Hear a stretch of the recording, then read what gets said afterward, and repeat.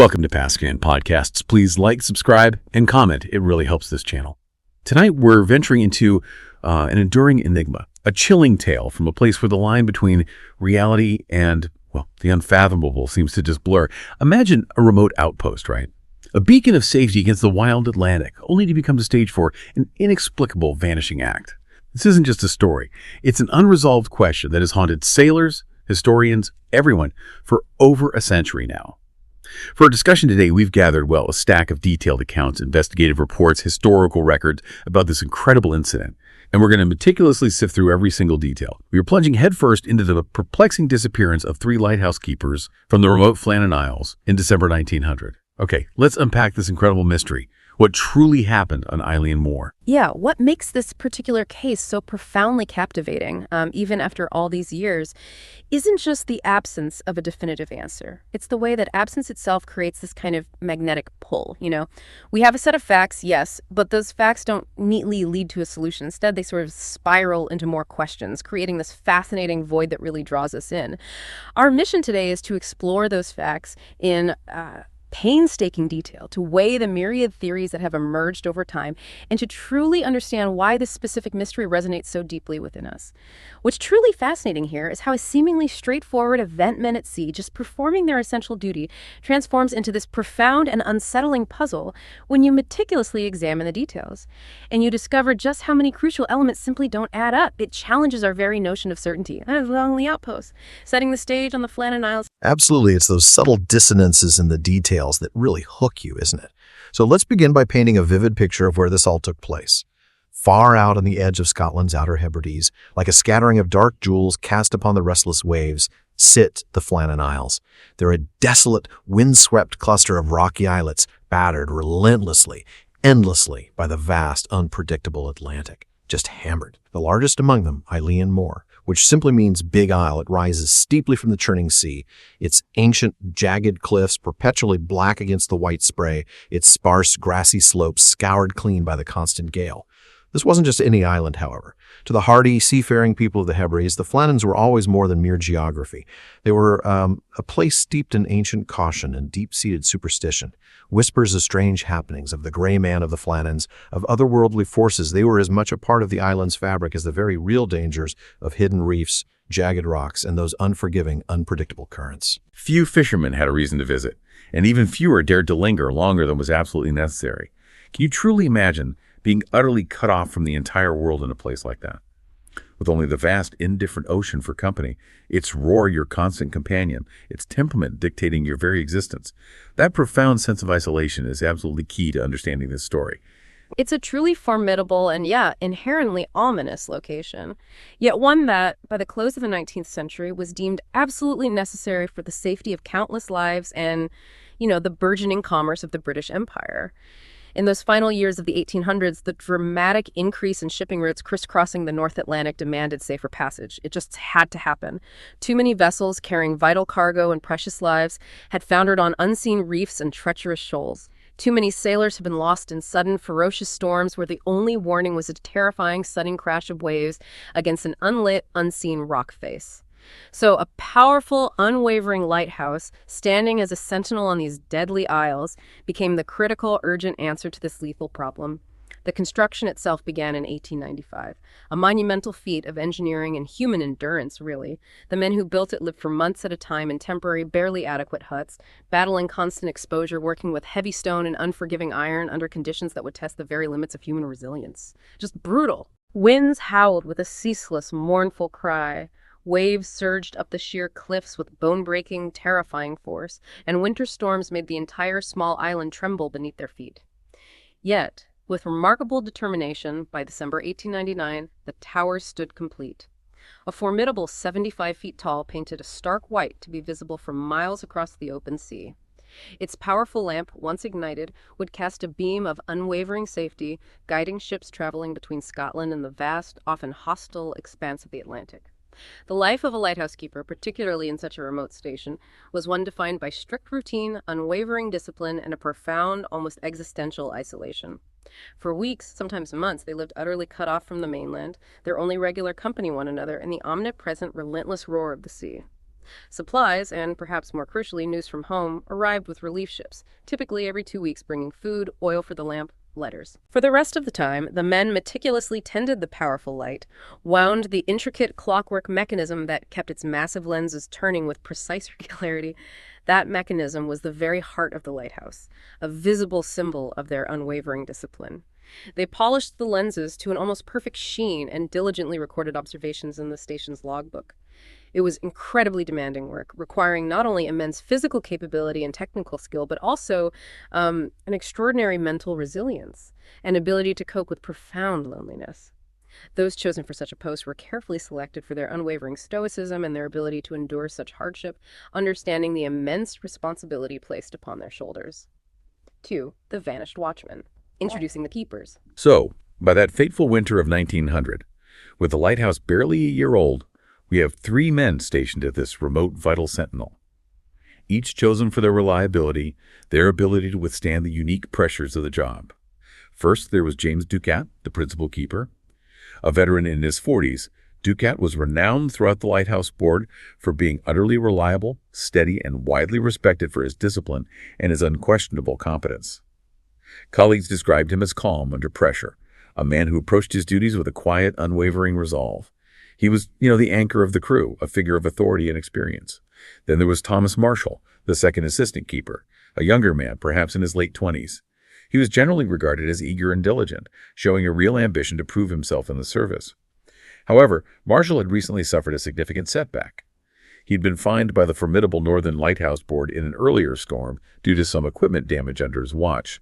This wasn't just monetary penalty. It was a black mark on a keeper's record, a profound blow to their reputation, and a constant anxiety-inducing reminder of the unforgiving nature of their duty.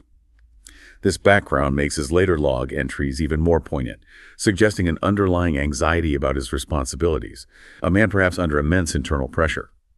And finally, Donald MacArthur. He was the occasional keeper, filling in while another man was on leave. MacArthur was older than Marshall, but by reputation considerably less disciplined. He was known on the mainland as a tough character, famous for his fiery temper and a brawling nature. Seasoned by hard physical work, a man of the sea through and through, but not necessarily by the rigid formal protocols of lighthouse service. He was even nicknamed the Occasional, which is quite telling, isn't it? Very telling. That occasional status could sometimes mean a different level of adherence to the strict regulations, or perhaps, less social integration with the permanent crew. Exactly. So these weren't just any men. They were a carefully chosen mix of personalities intended to balance each other out in the profound isolation of the Flannans. Or perhaps, as hindsight suggests, a combination that carried the inherent risk of friction and clash under extreme duress. Precisely. The collective strength of this crew was intended to be their unwavering ability to keep that vital light burning, no matter the severity of the conditions, no matter the personal toll. They were all fundamentally practical, hardworking, and capable individuals, well-versed in the strict, often unforgiving routines required for lighthouse operations. And this is a truly crucial point to underscore. Beyond the unspoken camaraderie and the shared burden of their isolation, there were very explicit ironclad regulations. Paramount among these was the clear, non-negotiable rule that at least one man must always remain inside the lighthouse at all times. This was not merely a guideline, it was a cornerstone of their duty, a regulation put in place to ensure the light never failed and to protect the men themselves from the unpredictable dangers of the environment. This specific rule, this absolute foundation of their professional conduct, is perhaps the most critical key to understanding the profound mystery that unfolded, as we will undoubtedly discover. Its violation, if it occurred, points to something extraordinary, something that utterly shattered their discipline. 3. The silent signal. The discovery of the abandoned lighthouse. And it is that unwavering expectation of routine that makes the first warning signs so chilling. So incredibly chilling. On December 15, 1900, as dusk settled over the tumultuous Atlantic, the powerful lamp on Eilean Moor should have flared to life, casting its familiar, comforting beam across the dark waters, just as it had done every single night for the year since its completion. But it didn't. Ships passing through those vital shipping lanes reported NO light. The beacon remained stubbornly dark, an unsettling void where a promise of safety should have shone. This wasn't just a malfunction. It was a worrying signal that something was profoundly, terribly amiss. A beacon of vital navigation gone inexplicably silent, a silent alarm ringing out across the waves. And, tragically, that silent signal went unheeded for far too long.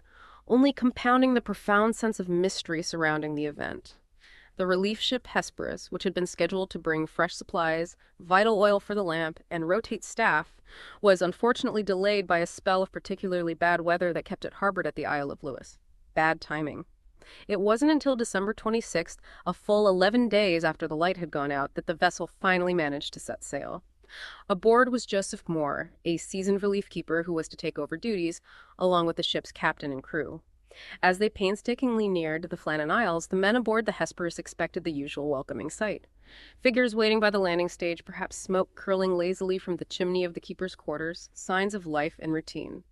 Instead, an unsettling stillness hung over the island. The entire station appeared lifeless, eerily deserted. The captain, growing increasingly uneasy, sounded the ship's horn, hoping to draw the keepers out from the quarters. No one appeared. He even ordered a rocket fired into the sky, an unmistakable signal, impossible to ignore from even inside the tower. Still, there was no response, just the lonely cry of seabirds and the ceaseless roar of the waves.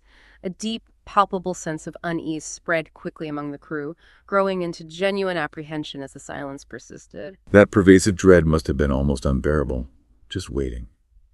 It was Joseph Moore, the relief keeper, who was finally sent ashore to investigate, undoubtedly carrying the weight of the entire crew's growing fears. He later recounted the profound sense of dread that enveloped him as he ascended the steep, often slippery stone steps cut into the side of the island. A path that normally led to routine and order, but now seemed to lead into an abyss.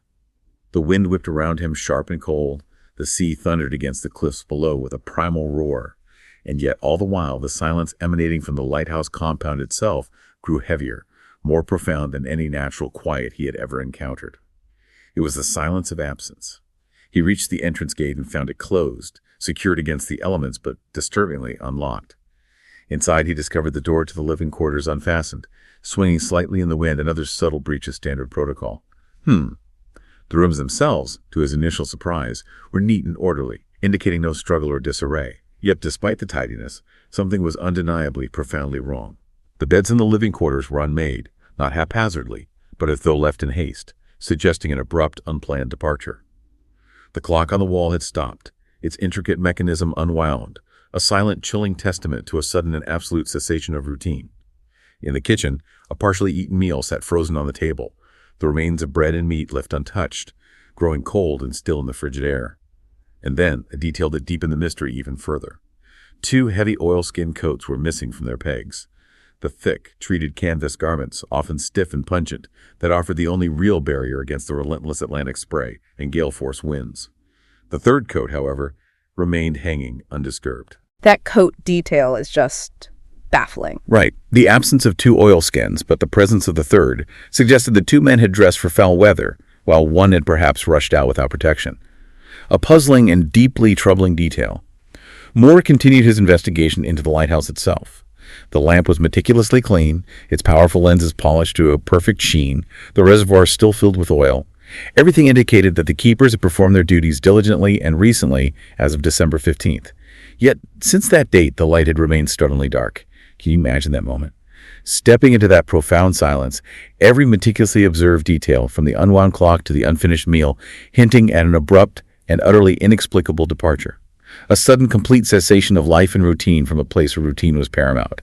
It must have been truly existentially chilling. It's precisely that kind of scene, filled with subtle yet powerful contradictions, that speaks volumes without uttering a single word. Moore, visibly shaken, returned to the shore and immediately signaled the Hesperus, confirming what the captain and crew had already profoundly feared. The lighthouse was deserted. The 3 keepers, Ducat, Marshall, and MacArthur, had vanished without a trace. The crew of the Hesperus joined Moore in an exhaustive search of the island. They painstakingly combed every slope, every craggy crevice, shouting the men's names into the wind, scanning the turbulent shoreline for any sign of bodies, debris, or a struggle. Their search uncovered some compelling, albeit fragmented, evidence at the western landing stage, which was typically used for transferring supplies in calmer weather. There they found signs of significant storm damage. Ropes lay scattered and torn from their fastenings, a sturdy supply box had been smashed open, and perhaps most tellingly, the heavy metal railings designed to secure the landing were bent and twisted, as if struck by an unimaginable force. This strongly suggested that immense, powerful seas had pounded the landing, and it seemed plausible at first glance that the men had gone down to secure vital equipment that was at risk of being swept away. But even this theory, as intuitively plausible as it might seem initially given the evidence of violent weather, ultimately failed to answer the central, haunting mystery.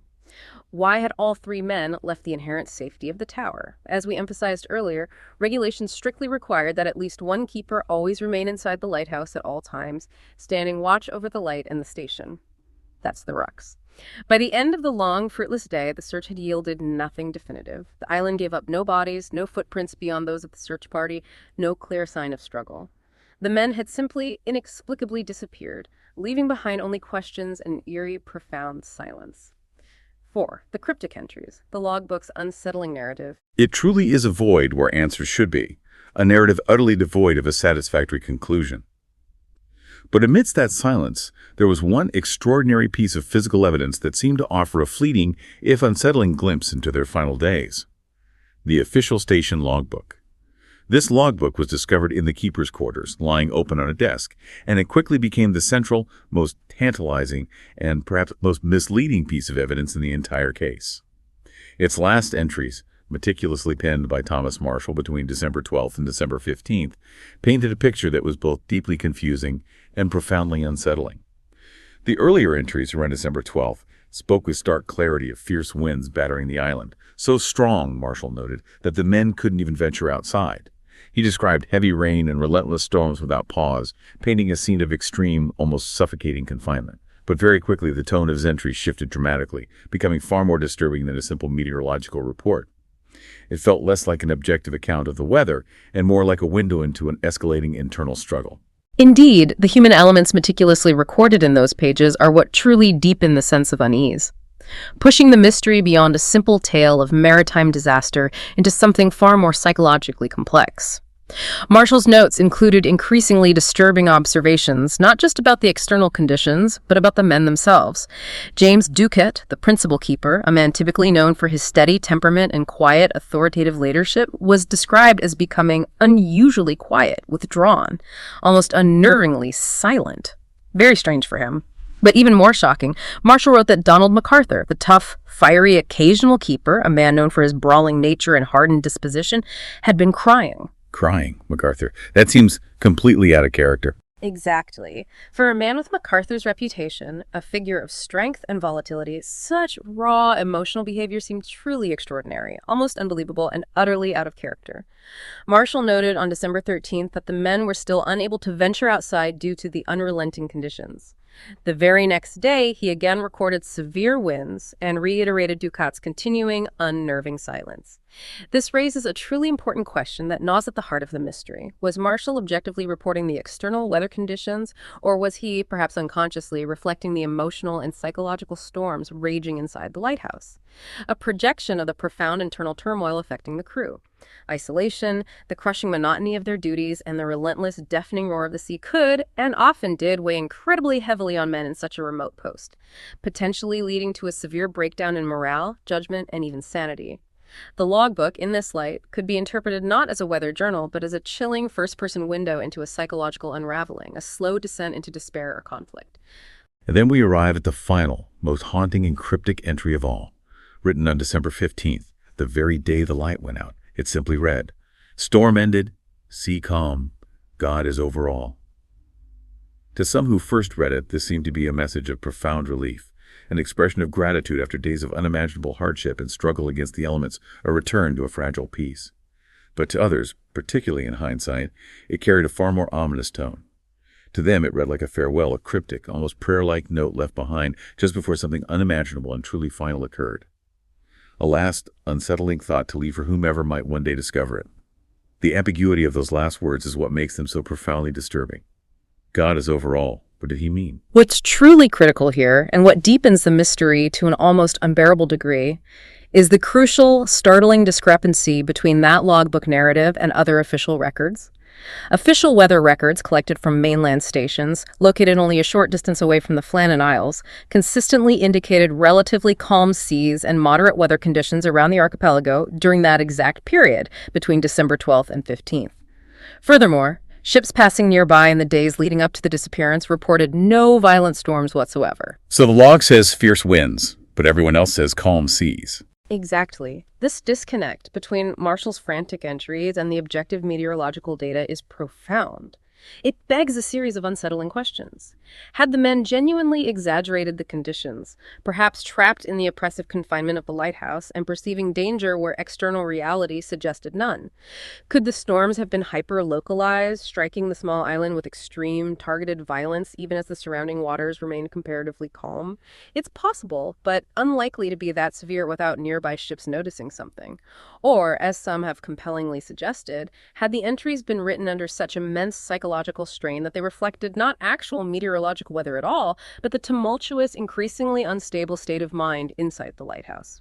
This is where the factual evidence becomes incredibly unsettling, where the narrative of the logbook diverges sharply from what we might reasonably expect, adding layers of doubt to an already unfathomable event. It forces us to question the very nature of truth when filtered through human perception under extreme duress.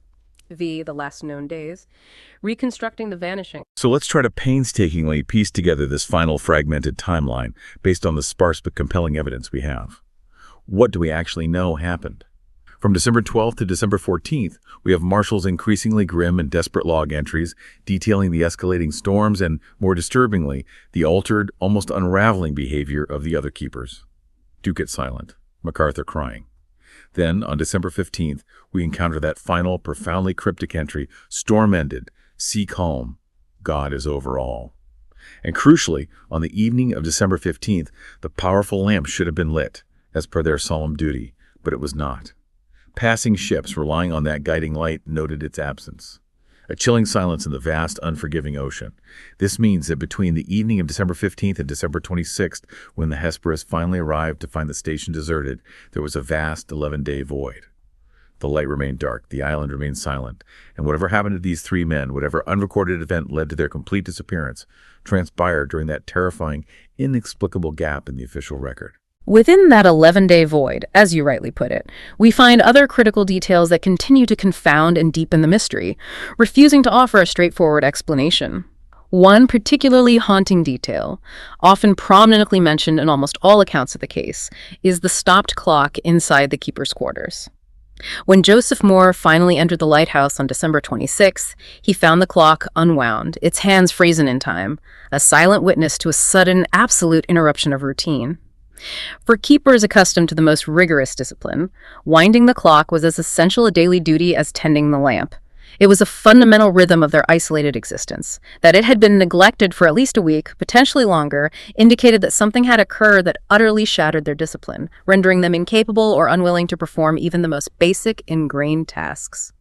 The clock is such a simple thing, but so symbolic. Time literally stopped for them. It really is. Then there's the perplexing detail of the missing and remaining coats. As Moore observed, 2 heavy oilskin coats were gone from their pegs, suggesting that 2 men had dressed appropriately for harsh weather before venturing outside. However, 1 oilskin coat remained hanging untouched.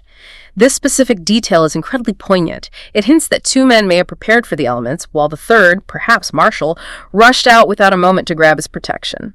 This speaks to a sudden, perhaps panic urgency, suggesting a perceived threat so immediate and overwhelming that it overrode all caution and established protocol. So 2 guys ready for weather, 1 guy not. What could make someone rush out like that? That's the million-dollar question. And the key question remains, why were all 3 outside? Lighthouse regulations explicitly stated that at least 1 man must remain inside at all times, standing watch. Whether they went together as a group or one by one remains unknown, a crucial missing piece of the puzzle. It could have been a sudden, alarming sound, a critical disturbance at the landing, or even an argument that drew them out. We just don't know. And of course, we must return to the damage at the western landing stage. The twisted railings, the ropes torn from their moorings, the smashed supply box. This physical evidence is undeniably consistent with the impact of immense, powerful waves. But even with this compelling evidence of a rogue sea, the central question persists with unwavering force. Why did routine break down so completely, and why did all 3 men, in direct violation of every rule and instinct for self-preservation, abandon the safety of the tower? Every detail we uncover here, every piece of the puzzle only adds to the layers of confusion, compelling us to look deeper into the human element. And the immediate aftermath of Moore's grim report was, predictably, a wildfire. When he carried his findings back to the mainland, the story of the vanished keepers immediately gained traction, igniting public imagination.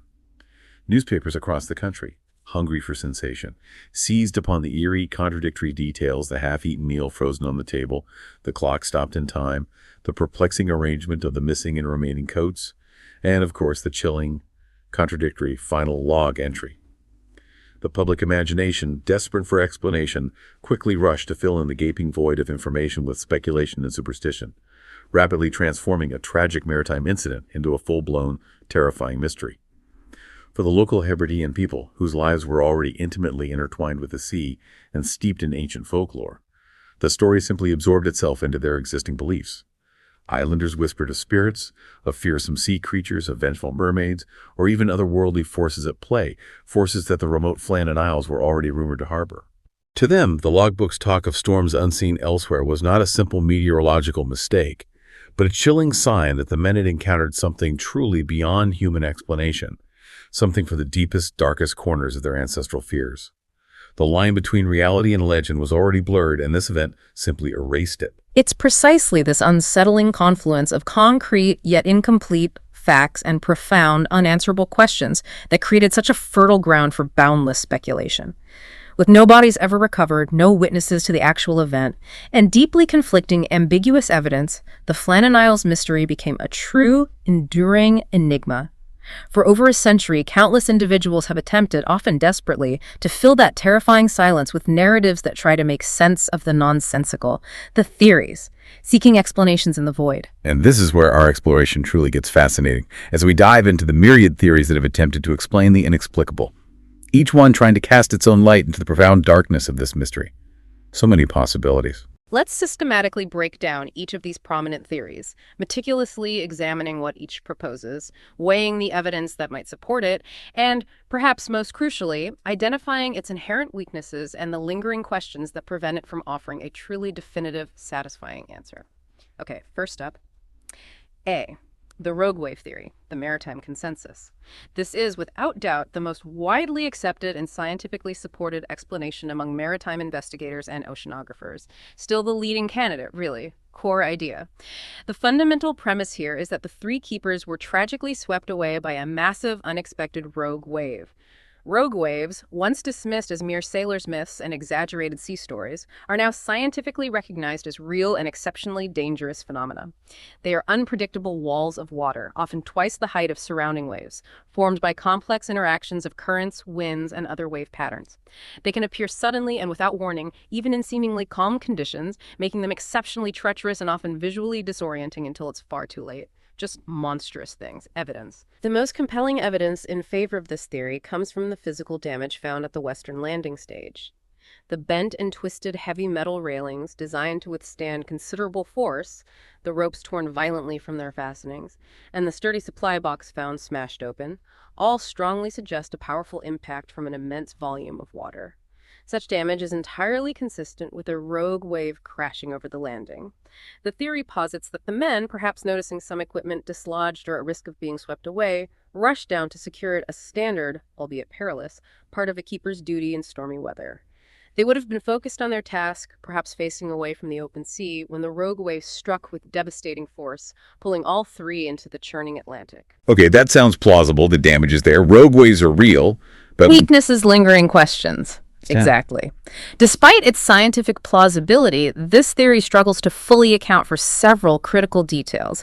Firstly, and most significantly, why were all three men outside the lighthouse simultaneously violating the established and absolutely crucial regulations that stipulated at least one keeper must remain inside at all times?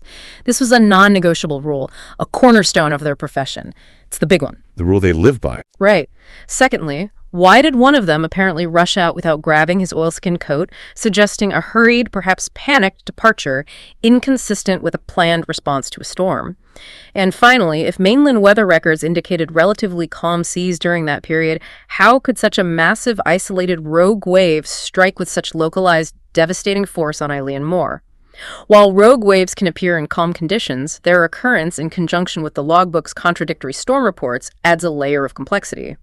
It remains the most naturalistic explanation, yet it cannot fully explain the peculiar behavior of the men themselves. There are still holes. Okay, so the wave theory is strong, but not perfect. What else? B, the murder or mutiny theory, the internal conflict. This darker theory shifts the focus away from the indifference of nature and places it squarely on the frailties of human nature, suggesting that tensions escalated into conflict or even violence among the isolated men. Core idea. In the extreme confinement and monotony of lighthouse life, personality clashes or mental strain could lead to a breaking point. This theory posits that an argument, perhaps over duties, authority, or personal grievances, spiraled out of control, resulting in an accidental or deliberate killing. The body, or bodies, would then have been disposed of in the unforgiving sea to cover up the crime. A more extreme version suggests that Donald MacArthur, known for his fiery temper, might have killed the others in a fit of rage, and then either fallen victim to the sea himself or, overwhelmed by his actions, taken his own life. Grim stuff. Evidence. The log entries describing James Ducat's unusual silence and, most strikingly, Donald MacArthur's inexplicable tears are key pieces of circumstantial evidence here. These behaviors were profoundly inconsistent with their known reputations, Ducat as a steady, quiet leader, and MacArthur as a hardened, volatile, tough character. MacArthur crying.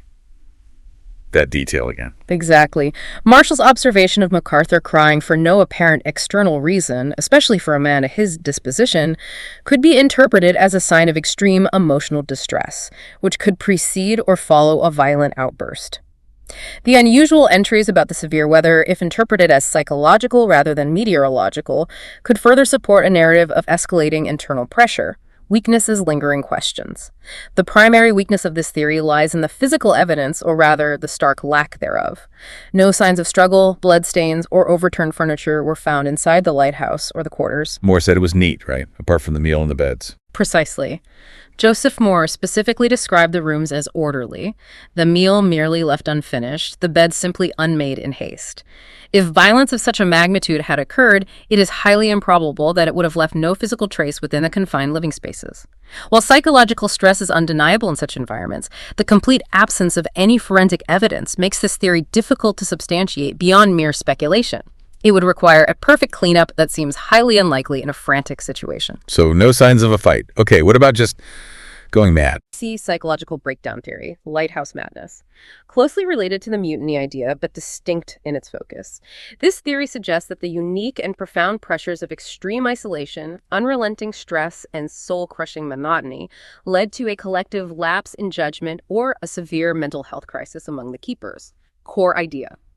Lighthouse keepers were meticulously screened for mental fortitude, but even the strongest minds could be pushed to their limits in such an environment. The constant roar of the sea, the claustrophobia of the tower, the endless repetitive duties, and the sheer lack of external stimulation could induce what was sometimes known as lighthouse madness. This theory proposes that one or all of the men suffered a severe psychological episode, leading them to make irrational decisions, abandon protocol, and perhaps even succumb to delusions. Evidence. Again, the log entries are absolutely crucial here, seen through a different lens. Ducat's deep silence and MacArthur's inexplicable tears are interpreted as classic signs of men unraveling under immense psychological pressure. Marshall's unusually fervent descriptions of severe winds and storms without pause, particularly when juxtaposed with mainland weather reports of relative calm, could be seen as reflections of his internal turmoil, his perception of reality distorted by extreme mental strain, rather than an objective record of external weather. So the storm was in their heads, not outside. Possibly. In a fragile psychological state, even minor incidents could escalate rapidly in their minds. Perhaps one man imagined critical damage, or believed he saw something urgent or threatening outside that simply wasn't there, and insisted the others join him, overriding their better judgment and collective adherence to protocol. In their anxious, compromised state, all three might have, in a moment of collective delusion or panic, abandoned procedure and rushed out into a perceived, but perhaps imagined danger, making a critical, fatal error that left them vulnerable to the sea. Weaknesses, lingering questions. While plausible for explaining their highly unusual behavior and the departure from established rules, this theory still generally requires an external event, such as a rogue wave or an accidental fall, to account for their physical disappearance. Unless it posits a collective suicide, or one man harming the others in a fit of madness and then himself, it doesn't fully explain how they vanished without a trace, only why they might have been outside. It explains the why, but less so the how of the vanishing itself, leaving a gap between mental state and physical disappearance. Still needs that final step. Right, it explains why they might be outside, but not necessarily what happened once they were there. Okay, moving into stranger territory now. Folklore and supernatural theories, the unseen hand.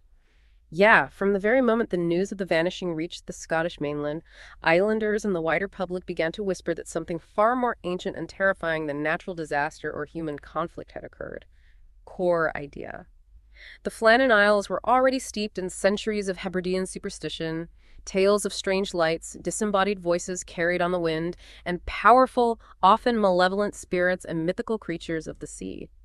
This theory asserts that the men were taken by supernatural forces inherent to these uncanny islands. Perhaps they were lured into the tumultuous sea by spectral sounds or lights, or spirited away by unseen beings dwelling in the ancient sacred caves. The complete lack of bodies for believers was not a puzzle, but a chilling confirmation that the men had been taken to another realm beyond human retrieval. Evidence. The pre-existing island folklore is, of course, the foundation. The log entries mentioning storms that mainland observers never recorded could be interpreted not as meteorological events, but as a spiritual disturbance or the manifestation of an unseen malevolent presence. Marshall's final words, "Storm ended, sea calm, God is over all," could be seen as a desperate final prayer in the face of an unfathomable, overwhelming force. The sheer inexplicability of their disappearance, the absence of struggle, and the total lack of any conventional explanation makes these theories compelling to those who seek answers beyond the rational. It taps into that deep fear of the unknown, the power of those isolated places. Weaknesses, lingering questions. Fundamentally, these theories provide no material, tangible evidence that can be investigated or empirically verified. They rely entirely on belief, interpretation, and the human impulse to fill terrifying voids with narrative. While folklore provides no scientific or historical proof, it profoundly reflects the way human imagination rushes to fill a chilling silence with story. It often captures the profound strangeness of a case in a way that purely rational explanations sometimes cannot, speaking to our inherent discomfort with true mystery. And then there's the really out there stuff. More extreme theories, the fantastic and unverifiable. Oh, yes. As the 20th century progressed and popular culture evolved, the enduring, frustratingly open-ended nature of the Flannan Isles mystery gave rise to even more fantastical and speculative theories. Core idea. These theories venture far beyond conventional explanations, positing scenarios that often belong more in the realm of science fiction than historical investigation. Some suggested a colossal sea monster, perhaps a giant squid of unimaginable size or a mythical serpent, attacked the lighthouse or snatched the men from the landing. Others, drawing inspiration from emerging UFO lore, speculated about alien abduction, suggesting the men were spirited away by extraterrestrial visitors. A kraken. Aliens. Oh. Seriously. Evidence. The primary evidence for these theories is often the sheer baffling completeness of the disappearance, the total absence of bodies or debris. If the men had simply drowned, the argument goes, surely something would have eventually washed ashore, even if delayed by currents. This absolute lack fuels the wildest ideas, suggesting a non-terrestrial or non-natural agency. Weaknesses, lingering questions. These explanations are pure, unadulterated speculation, completely lacking any supporting historical, scientific, or forensic evidence whatsoever. There is no historical or scientific basis for the existence of such sea monsters in the area that could account for such an incident, nor do other alleged alien abduction cases typically leave behind half-eaten meals and stopped clocks in such an eerily domestic setting. While they serve more as modern folklore, highlighting just how compelling and frustratingly open-ended the mystery is, they are imaginative attempts to fill the void, rather than serious, verifiable theories. As you can hear, you can journey from the highly plausible to the utterly fantastical, but none of these theories, alone or in combination, perfectly fit every single piece of the puzzle. That fundamental lack of a singular, comprehensive solution is precisely why this mystery endures and continues to captivate us, refusing to yield its secrets. Enduring legacy. The shadow of Eileen Moore. It's abundantly clear that the more one attempts to pin down the truth of Eileen Moore, the more elusive and slippery it becomes. Let's now turn to the official investigation and its inherent limitations, which ultimately left so many questions unanswered. When the Hesperus finally departed the Flannan Isles at the end of December 1900, carrying Joseph Moore and the chilling story of the vanished keepers back to the mainland, it carried with it more than just a routine report. The esteemed Northern Lighthouse Board, the powerful governmental body responsible for all Scottish lighthouses, wasted little time, launching an immediate official investigation. Robert Muirhead, the board's superintendent, a man who had actually known James Ducat, Thomas Marshall, and Donald MacArthur personally, was dispatched to the island to examine the station himself. His report, meticulously filed in early January 1901, remains one of the most important and yet still ambiguous documents in the entire case. Muir had described in detail the severe conditions and physical damage he observed at the western landing stage. The twisted railings, the ropes violently torn from their fastenings, the smashed supply box. To him, this evidence strongly suggested a single, albeit tragic, conclusion. The men had been caught by the unforgiving sea while desperately trying to secure vital gear. His official conclusion was cautious, but seemingly clear. The keepers were most likely swept away by a sudden, immense surge of water, perhaps a massive rogue wave, while attending to their duties. So the official line was basically the rogue wave theory. Pretty much. But even as he painstakingly documented his findings and offered this plausible explanation, Muirhead, with a telling honesty, openly admitted the many unsettling irregularities. He had to. He acknowledged the logbook's accounts of ferocious storms that mainland weather stations had never recorded. He grappled with the profound violation of procedure that saw all 3 men outside at once, a breach of fundamental safety. He noted the perplexing detail of the missing oilskin coats, but with one stubbornly left behind. These crucial, contradictory details, he admitted, could not be fully explained by his theory alone. His report, while satisfying official requirements and offering a rational, if incomplete narrative, ultimately did not, and perhaps could not, satisfy the deep human need for absolute certainty. It left the door ajar for speculation. Yeah, it tidied things up, but didn't really solve it. Exactly. And this inherent lack of certainty, as you perfectly articulated, led to a profound long-term impact and an enduring cultural resonance that echoes even today. For the families of the vanished keepers, the wives, children, and parents left behind the tragedy, it was compounded by the devastating fact that there were no bodies to bury. They mourned without graves, enduring an agonizing absence that denied them the closure so vital to the grieving process. Wives and children did receive compensation, a paltry sum in exchange for lives, but true closure remained perpetually elusive. The absence of any remains left ample room for doubt, for speculation, and for the stories that inevitably lingered and grew with each passing year. The newspapers, as we touched on earlier, quickly seized upon every eerie detail: the half-eaten meal, the stopped clock, the enigmatic log entries, amplifying the strangeness and feeding the public's insatiable hunger for sensation.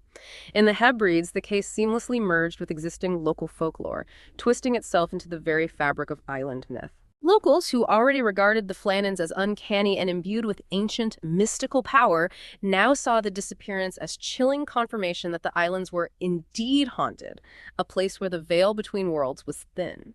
Tales began to spread, whispers of strange, ethereal lights sighted above the lighthouse on the very night they vanished, or ghostly voices heard carried on the relentless wind calling out to living keepers. You can imagine the atmosphere. Gives you goosebumps just thinking about it. For the lighthouse keepers who served on Eilean Moor and other remote stations after 1900, the shadow of the vanished 3 was ever present.